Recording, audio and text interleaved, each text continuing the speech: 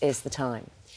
A mother who's been asking for access to her son's social media account since he died in April 2022 says she's still waiting to understand why her son died. Ellen Room believes that her son Jules' death happened after an online challenge went wrong and that the answers she's looking for may be on his account. Now, on Monday, her campaign, Jules Law, which calls for parents to have the right to access their child's social media in the event of their death, is going to be debated in Parliament. Ellen joins us now. Good morning to you. You've been on this sofa before and we have spoken about what happened to Jules. Since his death, 2.5 years now. How are you? Good days and bad days. I think the loss of a child is horrific and you can hold it together sometimes, and other times, for example, Christmas and New Year are particularly hard. So it was a matter of getting through it, really, I think. What, if anything, you've spoken about the frustration you've had when you've spoken to social media companies because you're trying to get hold of his account, to have access to what he was seeing, what he was following, what he was saying on social media online. Have you had any progress whatsoever? Not from social media companies, no. I did pay for a forensics company to scrape his devices to see if we could obtain anything, and I got that information on Thursday. Unfortunately, there's masses of gaps, which we knew there would be, where social media company haven't given us the full details. Well, we haven't got all the messages, we haven't got browsing history, so we don't have a full picture, and actually it wasn't very helpful. That must have been, even the scraping, I mean, it's basically tearing down the information in the phone, I'm assuming, or his so it's from his devices. He had a computer, an iPad and a phone, and seeing what... I mean, that should have been done in the police inquiry, but the forensic system was down at the time he died.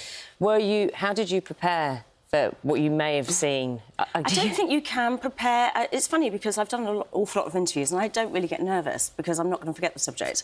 When I went to the lawyer on Thursday, I was ridiculously nervous because did they find a letter? Was there some news? Well, am I going to get some answers? And I was really uncertain about it, and the lawyer was very good and said, I'm not going to tell you anything really you don't know. So you can't really prepare, but it was difficult. What do you need to hear? What do you need? I want to know... Get closure, forgive that word. No. I want to know why a seemingly normal, happy child with no mental health decided one day to end his life. And I can't sit and just accept that I don't know. It doesn't make sense. There's like a massive gap. He wasn't being bullied. There was nothing offline that anybody was aware of. No teachers, no school friends, nothing. So... an hour and a half before, you've shown footage before from our security camera, you can see him saying goodbye to his friend. He's normal.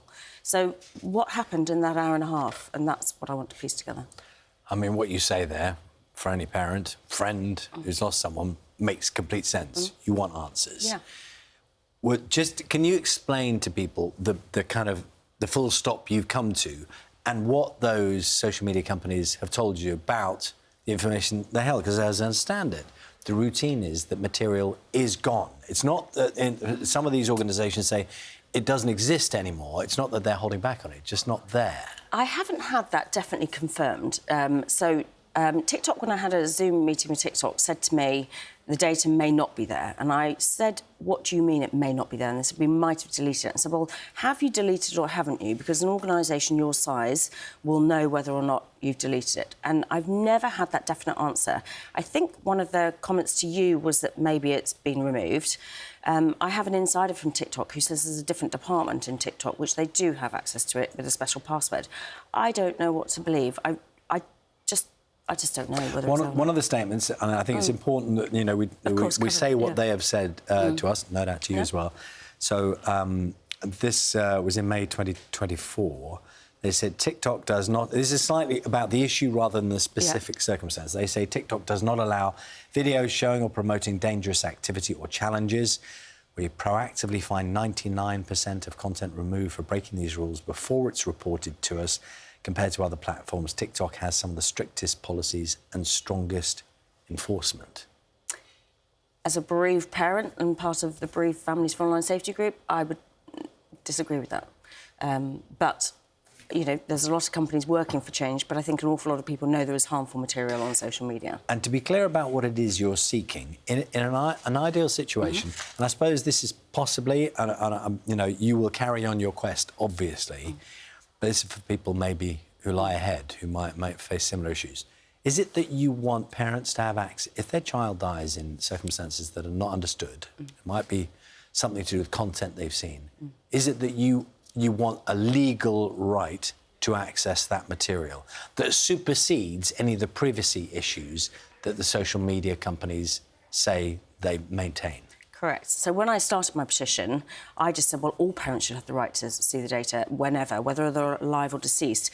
I hadn't crossed my mind that the parents might be the perpetrators. And so I now do understand that there's a privacy right around children that are alive. When a child is deceased, I don't understand who we're trying to protect. He's no longer here. So one of the things social media company says is that there's other children's data on it. Well, they could redact that data. I don't need to see who said it. I want to see what he was doing. So I want to see his browsing data, and I want full messages to see if whether it was somebody who was blackmailing him. I don't know. The unknown of what he was doing is vast. You've spoken to other parents? I have, yeah.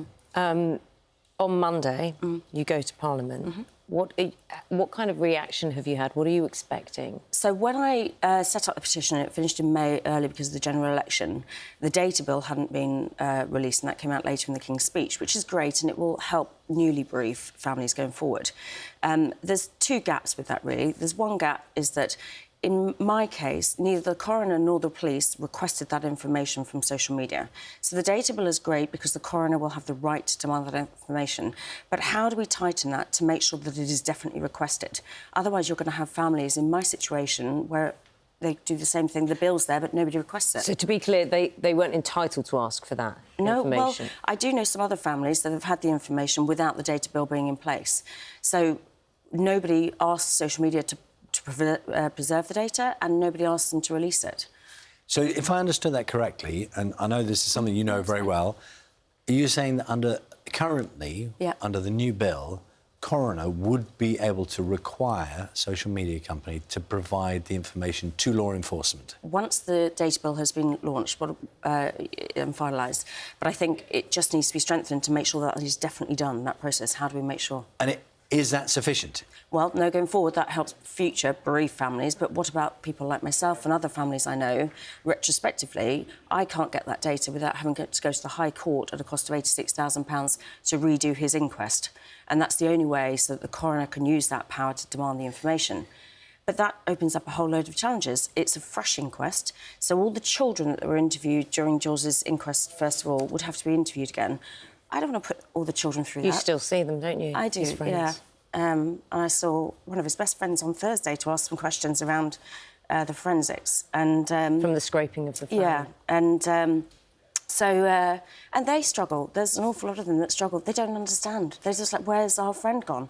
And I don't understand as a parent, but to put that also onto children and to make them go through a new inquest again, I think is so wrong. We've spoken to you before. It is unimaginably, I cannot imagine what you are going through, but what you are trying to do for families and the families who exist now who have suffered this is remarkable, and we wish you well. Thank you very much. Thank you. Thank you.